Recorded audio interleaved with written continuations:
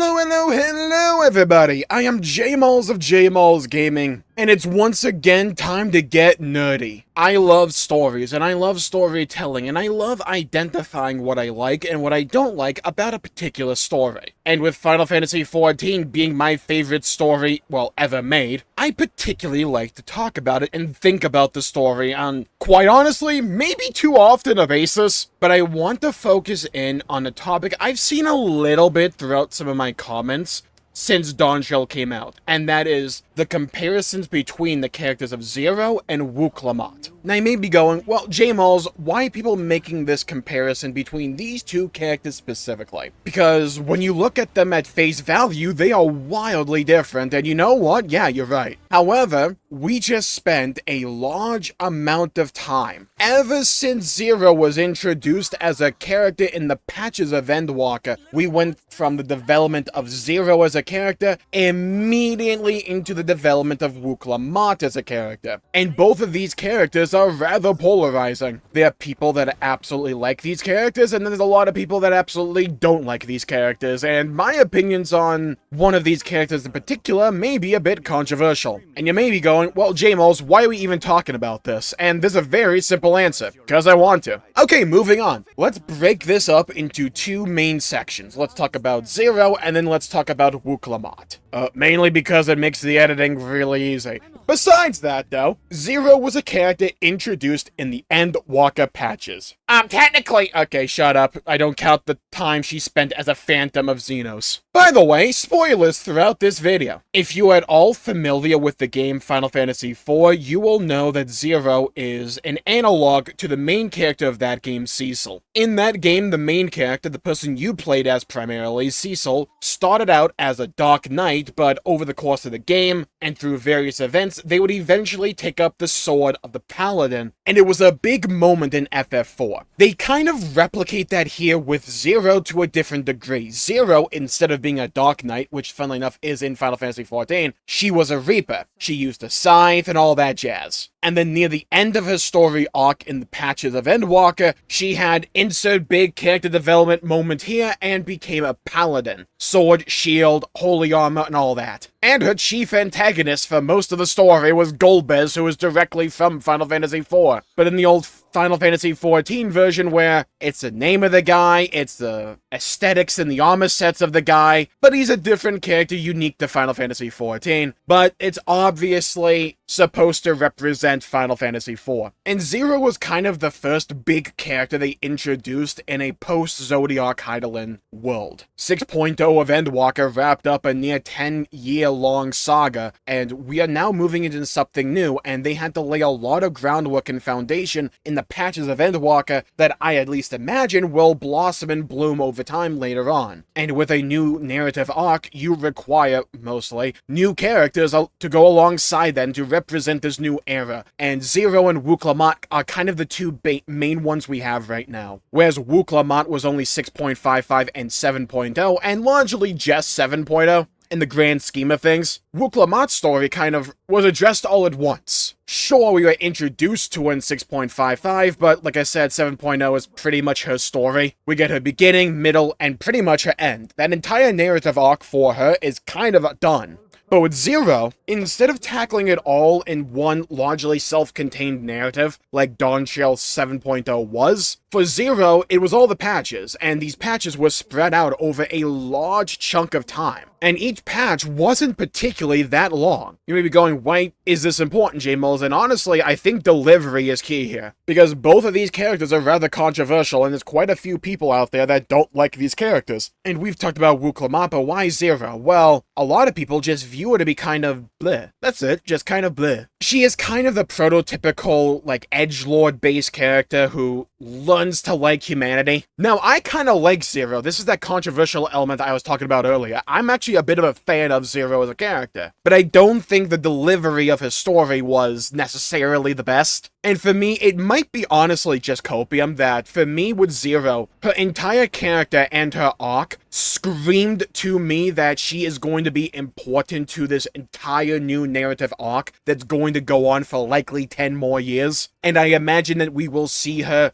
down the line in a more meaningful and engaging capacity, and that this introductory experience with her was largely going to just be character development and world building. And I went into it expecting that, and that's kind of what I got. But the way they went about showcasing that to me is more interesting than Wuk Lamat, and let's get into that, because the way they developed her character is strikingly different to Wuk Lamat. Instead of having us go across a brave new world, learning new peoples, new cultures, and all that alongside a brand new character, the way they developed Zero is to have us go around on an epilogue-esque adventure to where we saw various events and scenarios around the world, with Zero to wrap up storylines that largely finished in 6.0. It doubled as not only development for Zero as a character and introduction to this whole new narrative arc and the Void and all that, but also it taught her the ways of the world that she could eventually then take back to the 13th. But it also gave us an excuse to see the fruits of our labor in these locations, mainly Garlemald, and how they are going, and more importantly, where they are going as a people. One of my favorite scenes in the entire patch version is that one scene of Zero and Julius with the meat bun. It's really heartwarming to me. Throughout this story, it also develops the history and the current situation of the 13th and Void Scent on the whole. So it's a combination of interesting locations, characters, Final Fantasy IV callbacks, and lore ramifications all wrapped up in the guise of epilogues to stories that I personally cared a lot about. The entire Garlemald section of Endwalker is one of my favorite parts of Endwalker. And we even went back to the first, and got a little bit of continuation with certain characters that we really came to appreciate, or at least I did back in Shadowbringers, and I loved that element to it. Seeing Lys and Gaia again, albeit briefly, was nice. And I'm glad that those locations and those characters aren't just thrown to the wayside, and are clearly going to be important down the line. But I think the story of Zero has one big crippling flaw that kind of permeates throughout every aspect of Zero's story and kind of compromises it, and that is the patch cadence of Endwalker being unlike the previous expansions. For Heavensward, Stormblood, Shadowbringers, the 0.3 patch was a wrap-up. It was like a mini conclusion, and that made the patch cadence and the pacing of them way more intriguing, because we had this big milestone to look forward to and anticipate and then experience in the middle of the time between a 0.0 version and another 0.0 version. And then we would have 0.4, 0.5, and 0.55 serving as like prologue or prelude to the next expansion. It's great pacing, but they went away with it with Endwalker because the story did wrap up in 0.0. And they chose to take 0.1 through 0.5 as its own story to develop the Void, to develop Zero and Golbez and the 13th, develop that and pretty much tuck it aside for later so they can utilize it in the future. But by doing so, you gotta remember, this goes on for a long period of time IRL. And without that 0.3 patch acting as conclusion, you don't have that moment in time where it's like, we just finished something, now we can look forward to something new before we have something new with 0.0. And by doing that, I think it made the pacing feel really slow and tedious at times, because this story that honestly could probably have been wrapped up in 3 patches by itself had to extend to 5 of them. Pretty much, you had 0.1 introducing us to the Void Gate and preparing us to go in there. Then we were introduced to Zero, and then we had character development world building for like multiple patches, and we had been getting cock teased the entire time in regards to Golbez, the 4 elemental lords, Asdaya, and where this story was going. So we didn't get any big release until 0.5, and then it was like solidly okay to me. I liked the wrap-up we got in 0.5. I liked what they did there, but when you're waiting almost 2 years for that, it can make pacing that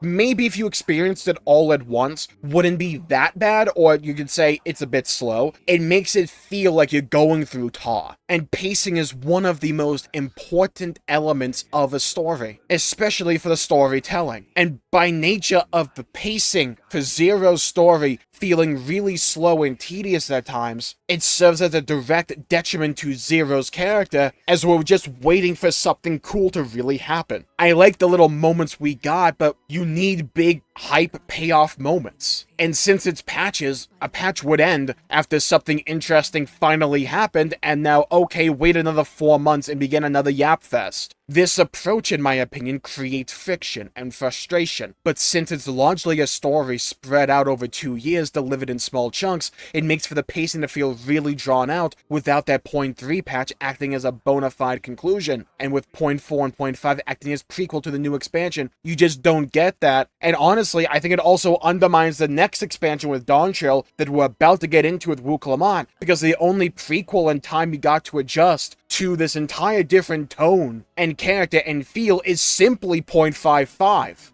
So you only had 0.55 acting as the prequel to all of 7.0 with Dawntrail. Because I think the main takeaways from Zero, from what I remember playing through the story and from what I've heard from others, is that the pacing for the patches was extremely slow, and reception to the character was lukewarm at best for most people. Now, I'm actually a bit of a fan of Zero, can't say that for Wuk Lamat, but I like what they did with Zero because I can see the vision that, okay, this is all set up so that down the line we can just say all hands on deck, reintroduce the character. We don't need to spend time after time developing the 13th or Zero as a character. We've already done that. Now it can just be payoff, payoff, payoff. But when you look at it, she is just kind of moody and edgy. And for some people, they just won't resonate to a character like that. I'm not one of those people, but I can understand why some people may not like that. At the end of the day, people just simply have different preferences, and that's fine. Speaking of, Wuk Lamat. Finally getting into it, by the way. Enough segues. I'm not going to dwell on 6.55. I think it was solidly whatever, and it wasn't enough for me at the time to really form an opinion on, and at the time I did not care whatsoever about Wuk Lamat. But 7.0 is largely the focal point of conversation here, because in contrast to the way they did Zero's story, Wuk Lamat was largely relegated to 7.0. This one and done story experience. Sure, you got introduced in 6.55, but when 7.0 came out, you weren't waiting for patches. It was, okay, experience it at your own pace, here you go. And looking back on it, Wuk Lamat's story, in my opinion, is pretty much done. Like, we had an entire character arc. She went from this runt that's kind of incompetent, didn't know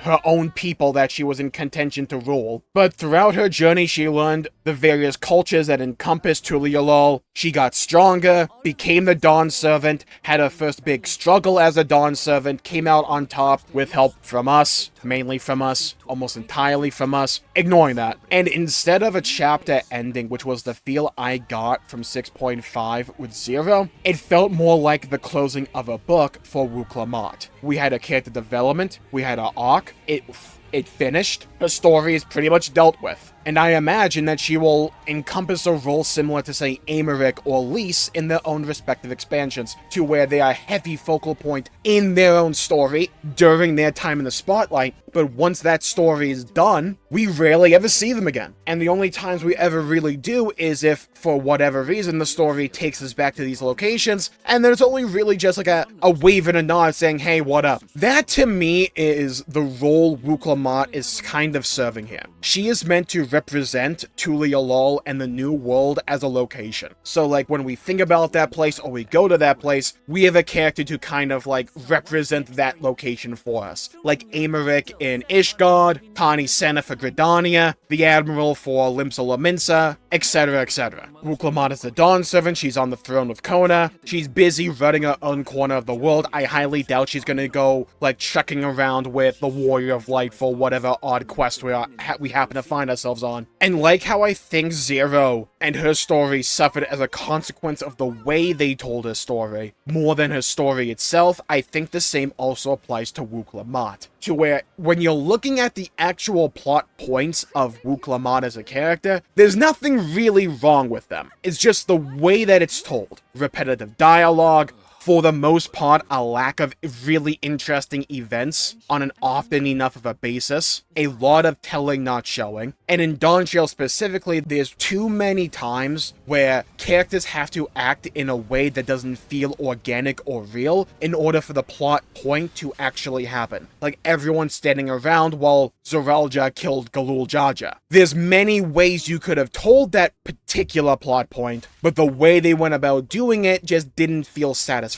Same with the actual training arc, whereas for Zero, the way they went about having her learn the ways of the world, what it means to be human, and to get in touch with a human side and a human roots instead of just the void send part of her. They had her going around to see various peoples like Garlemald or the First, how those cultures get on with it, the lessons they learned, and how those lessons can be applied to Zero. It's epilogue to stories we already cared about, and we already have a foundational knowledge of, so we don't have to, like, do that story, then how can we apply this to Wuk Lamat? It's, we've already done it, what's the takeaway? Hey Zero, learn this. For Wuk Lamat, it's, okay, throughout the Reddit succession, go to A, B, C, D, learn about the histories of these people, be introduced to all new characters. All the while, we need you to develop as a character independently of these events. Like, learn to open up to your advisors, accept your own faults, try and get better, etc., etc. Learn to properly understand different people and different cultures, and how you can apply that to problem solve. It's a lot you gotta tackle. It's a lot you have to not only introduce in an interesting way, but you also have to tackle it in an interesting way. And I think Dawntrail largely fails at that, in my opinion. At least for me. I can't speak for everybody here. But you pair that alongside a lack of interesting things to do and to overcome, alongside them not really nailing the training arc for Wuk Lamat. It just kind of happens. What I think they went for is that the dungeon and the trials you did throughout Dawntrail are supposed to be the training arc for Wuk Lamat, but they never focus on that. Like, sure, if you do the trusts,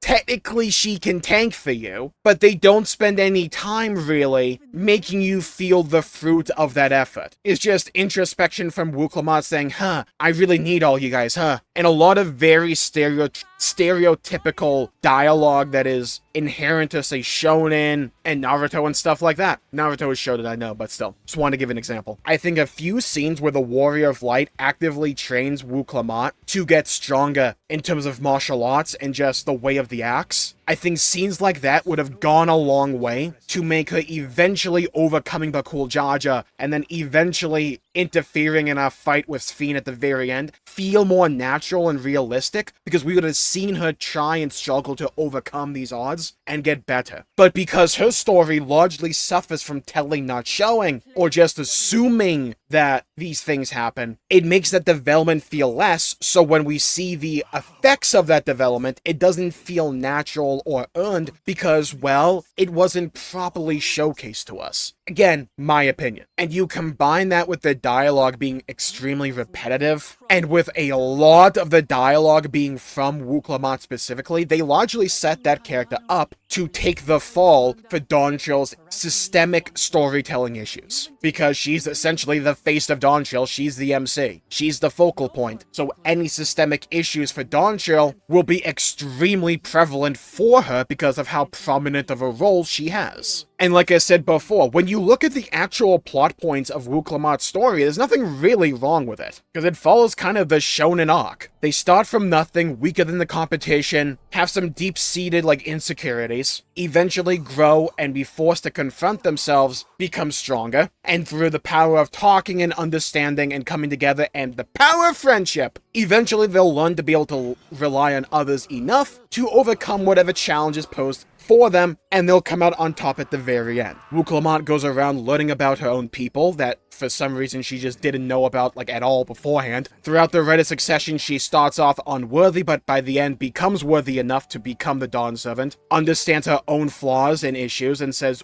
why don't I share the throne with Kona so we can work off of each other's weaknesses and strengths, then utilizes what she learned in the Reddit succession to overcome the whole Alexandria issue and apply that knowledge there, while also learning, hey, sometimes the world sucks and sometimes people suck. And you have to be willing to respond to that, and sometimes as a leader, just like holding hands is not going to be enough. Sometimes you have to put the threat down like Zorolja or Sphene. But understanding people and coming together is still an extremely important element to have. There's nothing wrong with that story. Like how I don't think there's anything wrong with the story of Zero. But the reason I think these characters get a lot of flack is the storytelling surrounding these characters. The pacing feeling extremely slow. For Zero, it is largely a story that could have been wrapped up in like 2 or 3 patches, being fleshed out throughout 4 to 5, that we only experience piecemeal over the course of like 2 years. More like 1.5, but you know what I mean. Still a long period of time, and in short bursts. Whereas for Wuk Lamat, we have this giant story, because it's a .0 story, but it goes on for a long time, and with a lack of interesting things that happen, with a lot of telling not showing, it makes the pacing feel really slow, and the story beats not land like they're supposed to. And because we have these stories back to back, I can understand why some people are at least drawing comparisons between these two. I personally still really like Zero as a character, and I want to see a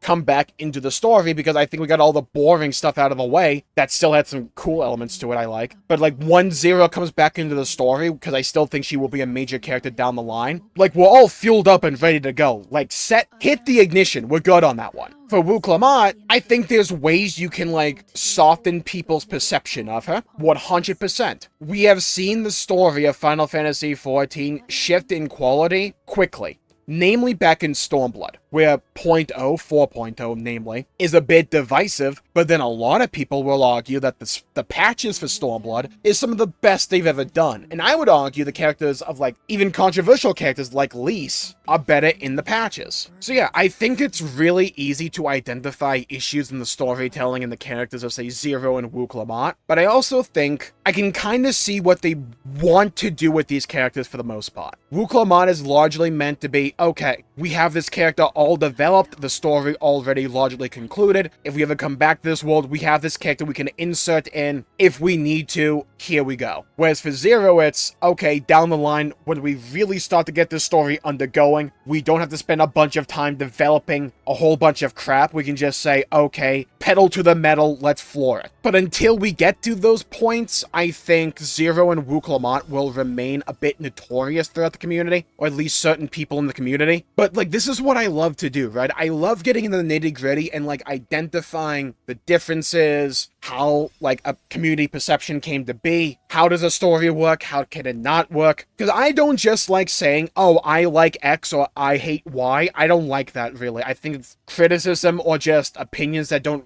really matter in the grand scheme of things. I like being able to identify what it is I like about something or what it is that I don't like about something and be able to put that into words. It's more descriptive, it's more useful for feedback, and makes for better conversation, in my opinion. There's also an element that Wuk Lamat is far more of an upbeat character. Like, there's some really depressing elements that happen in the story of Dawntrail with the whole invasion in Alexandria bit, but, like, I think it's safe to say the characters of Wuk Lamat and Zero are going to target different audiences. Wuk Lamat just kind of bounces off of me, whereas I really like the vibes that Zero has. Mainly because you put anything dark and edgy in front of me and I'll be like, oh, that's cool. Because I like the aesthetic. I think it's cool. And the void as an element is something that has interested me since I first started the game back in Stormblood and made my way through Realm Reborn. So it's furthering a segment of the world and the lore that I already cared about and want to learn more of with Zero, bundled in an aesthetic package that I really find interesting and compelling. I thought the 13th was a visual feast for the eyes, and some of those dungeons were absolutely gorgeous, though, to be fair, I couldn't tell you what the hell happened in them. But that one dungeon that was like a castle suspended in the void, oh, it was so cool, right? I love that stuff. Whereas for Wuk Lamat, and the story felt as if it was targeting a younger demographic, and it was just something that didn't resonate with me. You combine that with the telling not showing and the slow pacing of the story, and yeah, there you go. So yeah, with that, I think I'll call the video there for the day. I think both characters have potential in the future. I think they want to do way more with Zero